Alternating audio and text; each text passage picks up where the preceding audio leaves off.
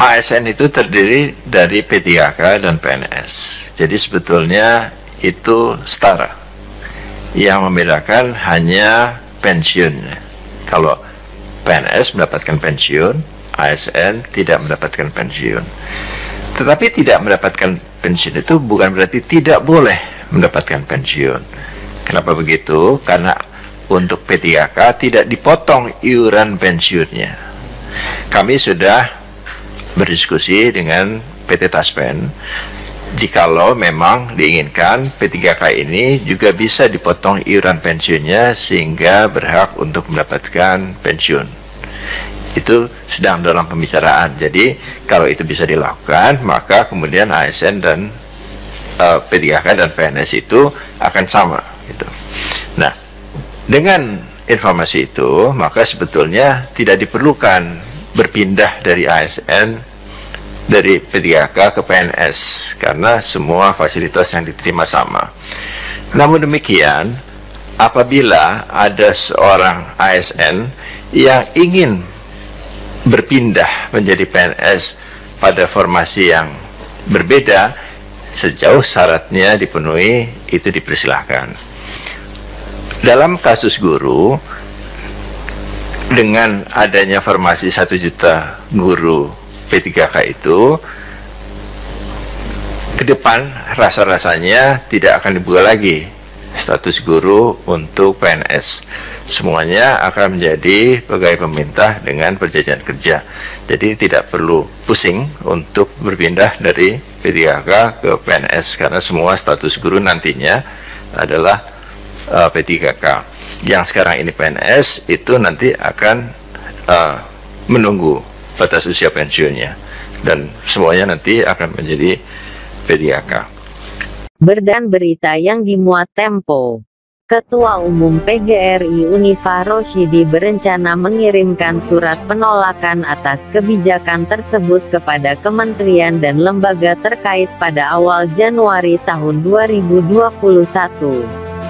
Persatuan Guru Republik Indonesia atau PGRI akan menyurati pemerintah terkait rencana dikeluarkannya formasi guru dari calon pegawai negeri sipil pada tahun depan. PGRI menolak kebijakan tersebut karena dinilai syarat diskriminasi. Kami sedang tulis surat kepada Menteri Pan-RB dan BKN. Kebijakan jangan sporadis, harus komprehensif melihat dampaknya, tutur Ketua Umum PGRI Unifah Rosyidi. Pemerintah mengumumkan guru tak akan lagi dimasukkan kategori CPNS mulai tahun depan dan dialihkan menjadi pegawai pemerintah dengan perjanjian kerja.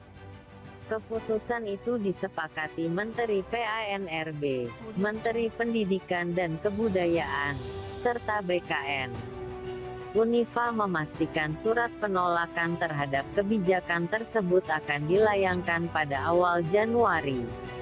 Menurut dia, dalam surat tersebut, PGRI meminta pemerintah tetap membuka 2 jalur rekrutmen, yakni CPNS dan PPPK.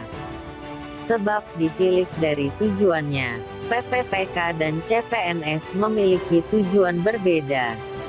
PPPK, kata Unifah, memberikan kesempatan bagi guru honorer dengan usia di atas 35 tahun untuk memperoleh pengangkatan sebagai pegawai. Sedangkan posisi CPNS membuka kesempatan bagi lulusan jurusan pendidikan menjadi pegawai negara. Kalau kita berpendapat soal SDM, sumber daya manusia, kepada guru, mengapa ada diskriminasi? Harusnya nggak ada diskriminasi, tutur Unifah. Kepala BKN Bima Haria Wibisana sebelumnya mengungkapkan alasan pemerintah mengeluarkan formasi guru dari CPNS. Ia mengungkapkan, setelah bekerja 4-5 tahun, biasanya CPNS ingin pindah lokasi.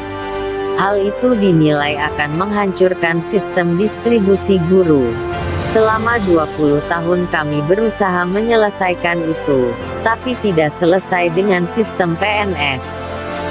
Jadi ke depan akan diubah menjadi PPPK, ucapnya. Kepala BKN Bima Haria Wibisana juga mengungkapkan aturan ini bakal berlaku bagi tenaga kesehatan, dokter dan lain-lain, seperti penyuluh. Dia menuturkan kebijakan tersebut berlaku di negara-negara lain dengan jumlah pegawai PPPK di bawah naungan pemerintah mencapai 70%. Sementara pegawai berstatus PNS jumlahnya hanya